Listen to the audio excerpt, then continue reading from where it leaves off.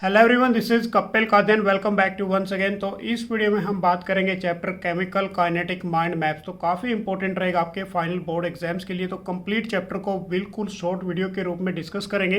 तो वीडियो को आगे बढ़ाने से पहले मैं आप सभी से हम्बल रिक्वेस्ट करूंगा, यदि आप चैनल पर नए हैं तो चैनल को सब्सक्राइब जरूर कर लीजिए। और जिन बच्चों ने अभी तक हमारे हैंड रिटन नोट्स को डाउनलोड नहीं किया तो जल्दी से वीडियो के डिस्क्रिप्शन में जाकर उन नोट्स को आप डाउनलोड कर सकते हैं, जो आपके लिए फ्री ऑफ कॉस्ट रहेगा हमारे इस यूट्यूब चैनल के माध्यम से।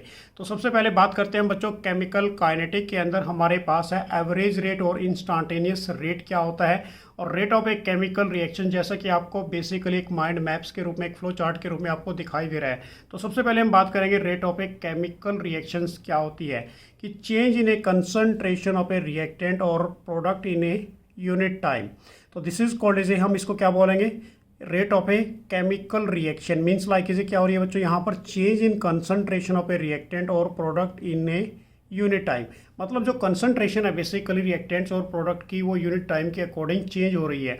तो इसकी जो बेसिकली हमारे पास एसआई यूनिट रहेगी वो क्या रहेगी, मोल पर लीटर इनवर्स और सेकेंड इनवर्स। यदि हम इसको बेसिकली प्रेशर के रूप में लेते हैं तो बच्चों एटमॉस्फेयर सेकेंड इनवर्स रहेगी। तो ये हमारे पास थी definition rate of a chemical reactions की। अब हम बात करेंगे यहाँ पर एवरेज रेट क्या होगा और इंस्टांटेनियस रेट क्या होगा। अब बेसिकली की rate of a appearance of a product and disappearance of a reactant over a long interval, मतलब लॉन्ग टाइम इंटरवल।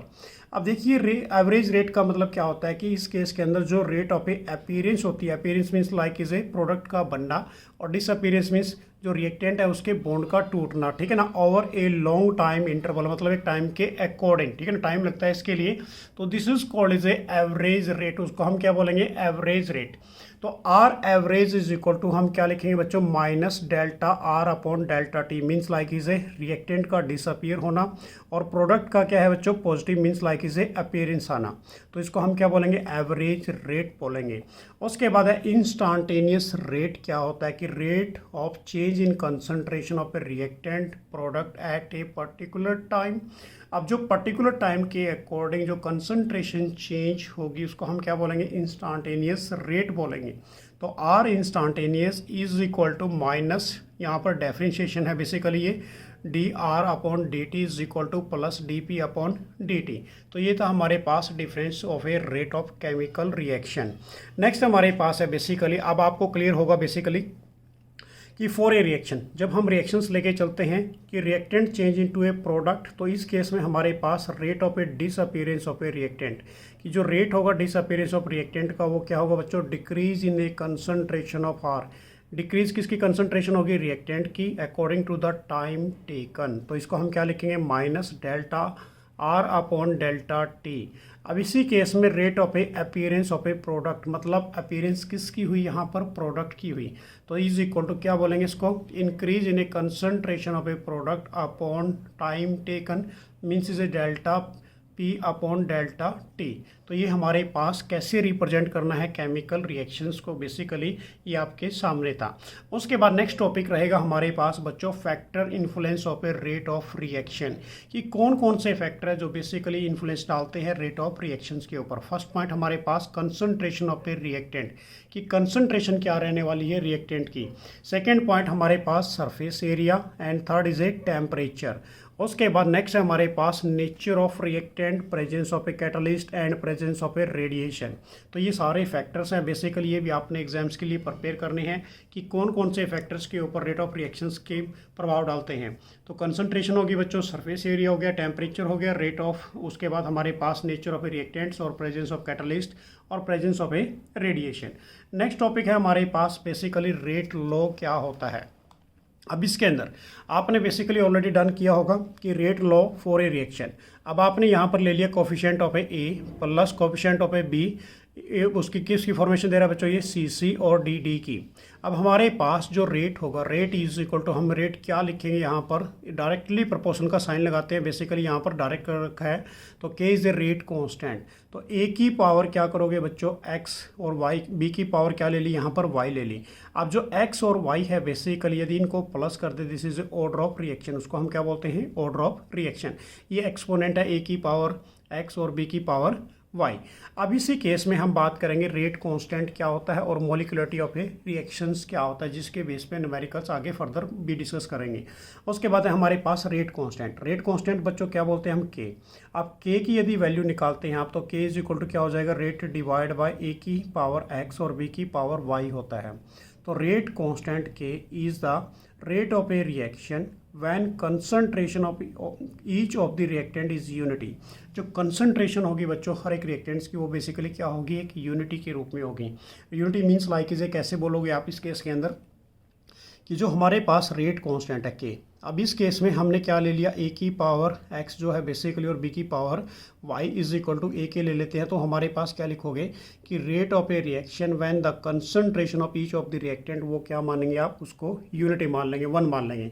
उसके बाद है ऑर्डर ऑफ रिएक्शन की ऐसा यूनिट वेरी इंपॉर्टेंट रहेंगे आपके न्यूमेरिकल्स के लिए। बेसिकली आपने अच्छी तरह से प्रिपेयर कर लेनी है। वैसे ही हमारे नोट्स में भी मैंने इनको बिल्कुल डिटेल्स में एक्सप्लेन किया हुआ है, वहाँ से भी आप देख सकते हैं।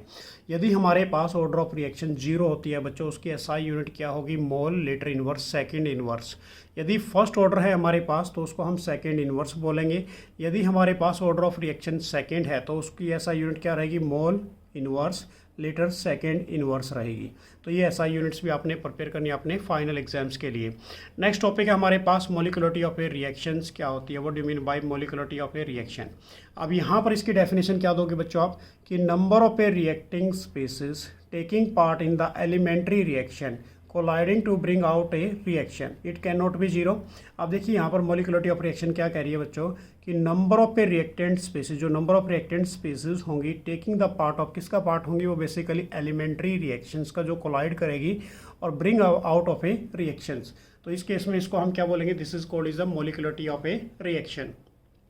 अब हमारे पास है बेसिकली नेक्स्ट इसके अंदर बच्चों कि ऑर्डर ऑफ रिएक्शन क्या होती है। सबसे पहले हम बात करेंगे यहाँ पर ऑर्डर ऑफ रिएक्शंस की, कि what I mean by order of reaction क्या होता है। अभी मैंने बताया आपको, जब ए की पावर एक्स लेके चलते हैं, बी की पावर वाई लेके चलते हैं किसी भी मोलर टर्म्स के ऊपर या कंसंट्रेशन की बात करें, यदि इन दोनों पावर को प्लस कर देते हैं तो उसको हम क्या बोलेंगे, ऑर्डर ऑफ रिएक्शन। और ऑर्डर ऑफ रिएक्शन को किससे रिप्रेजेंट करते हैं, एन से, कि sum of a power of the concentration of the reactant, मतलब पावर को सम करना है कंसंट्रेशन ऑफ ए रिएक्टेंट की इन द रेट लॉ के अंदर।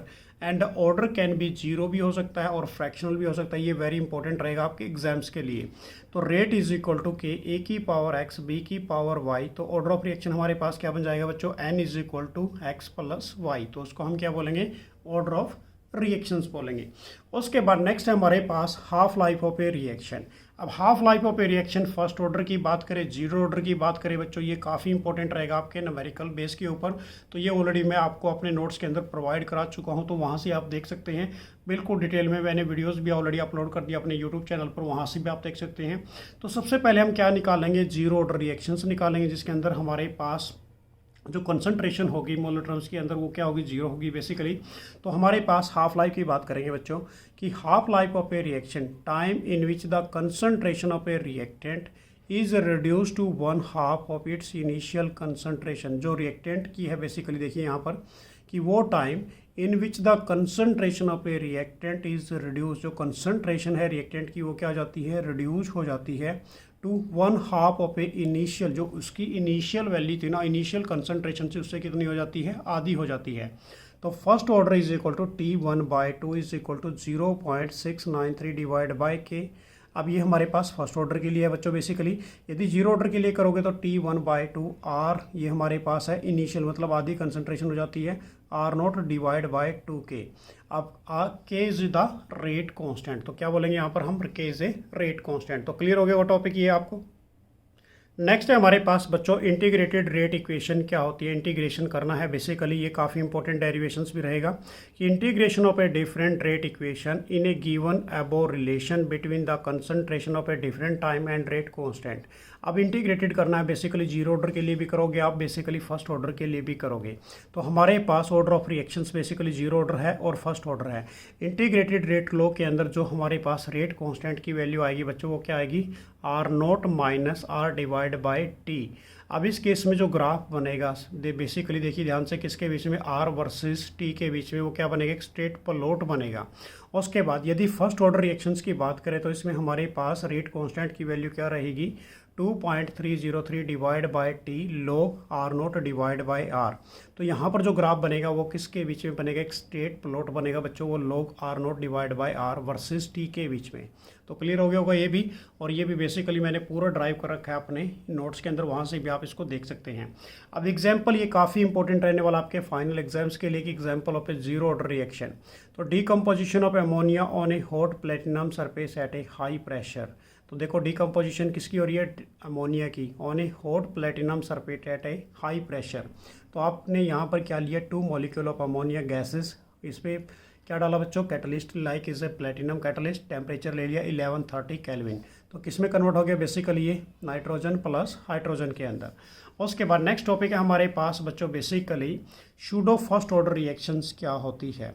अब सूडो ऑर्डर से पहले मैं आपको थोड़ा सा क्लियर कर देता हूँ। यहाँ पर हमारे पास फर्स्ट ऑर्डर पड़ी है रिएक्शन जो गैस फेज के अंदर है, तो ए को कन्वर्ट कर रहे हैं बी के अंदर और सी के अंदर। तो के इज इक्वल टू क्या होगा, 2.303 divide by T log P I divide by 2 pi minus P T. तो यहाँ पर पी आई है जो basically initial pressure of a होगा, P T is the total pressure of the gases mixture containing A B C होगा।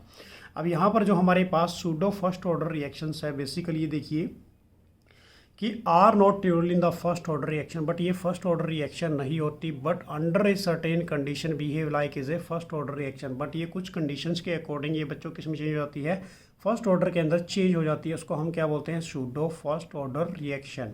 Example हमारे पास कि acidic hydrolysis of a ester means like is a, अब ester आपको पता ही है बच्चों, CH3COO, वो उसके बाद है C2H5, बेसिकली OC2H5।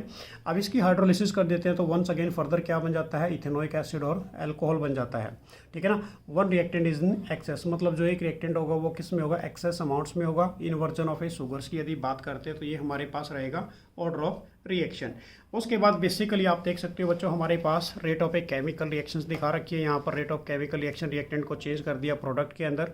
वही चीज़ है सारी की सारी कि the rate of a reaction और स्पीड ऑफ ए रिएक्शन ये defined as the change in the concentration of a reactant. Concentration change हो रही है किसकी, रिएक्टेंट और प्रोडक्ट पर यूनिट टाइम के अकॉर्डिंग रिएक्टेंट की चेंज होगी प्रोडक्ट के अंदर। तो जो हमारे पास रिएक्टेंट है ये means like is a disappearance, और जो हमारे पास प्रोडक्ट है बच्चों वो क्या हो रहा है, अपीयरेंस हो रहा है। तो ये आप इसको बेसिकली कर सकते हैं। अभी हमने पढ़ा था but do mean by average rate of reaction क्या होती है, कि the rate of reaction measured over a long interval of time, जिसके लिए लंबा समय लगता है बच्चों, उसको हम क्या बोलते हैं, this is called is A basically average rate of reactions बोलेंगे। उसके बाद ये आपको बेसिकली देख सकते हो। तो नेक्स्ट क्वेश्चन भी है बच्चों, कुछ क्वेश्चंस भी है मैं आपको बता देता हूँ जो आपके फाइनल एग्जाम्स के लिए काफ़ी इंपॉर्टेंट रहेंगे। पहला क्वेश्चन हमारे पास है, डिफाइन रेट ऑफ रिएक्शंस क्या होती है, कि rate of reaction is defined as the change in a concentration of a reactant और product in a unit time. Clear हो गया। सेकंड क्वेश्चन हमारे पास है कि what is the unit of a rate of reaction when express in term. अब concentration जो basically आती है बच्चों कि when express in the term of a concentration the unit of rate of reaction क्या होगी हमारे पास, मोल, लीटर इनवर्स और सेकंड इनवर्स होगी। अब यदि pressure for a gases reactant and product की यदि बात करें तो इस केस में क्या होगा कि when express in term of A pressure for gases reactant and product the unit of a reaction क्या होगी बच्चों, इस केस के अंदर एटमॉस्फेयर सेकंड इनवर्स होगी। Next question, question number second, ये काफ़ी इंपॉर्टेंट रहेगा आपके फाइनल एग्जाम्स के लिए भी, इसको आपने अच्छी तरह से प्रिपेयर कर लेना है।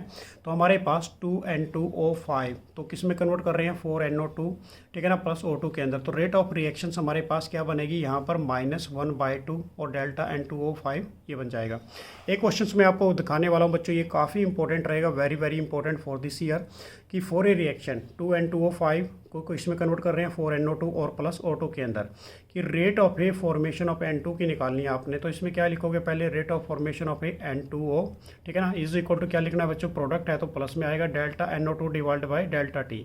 अब इस केस में जो इसकी वैल्यू दे रखी है हमारे पास वो कितनी दे रखी है, 2.8 × 10⁻³ मीटर पर सेकेंड।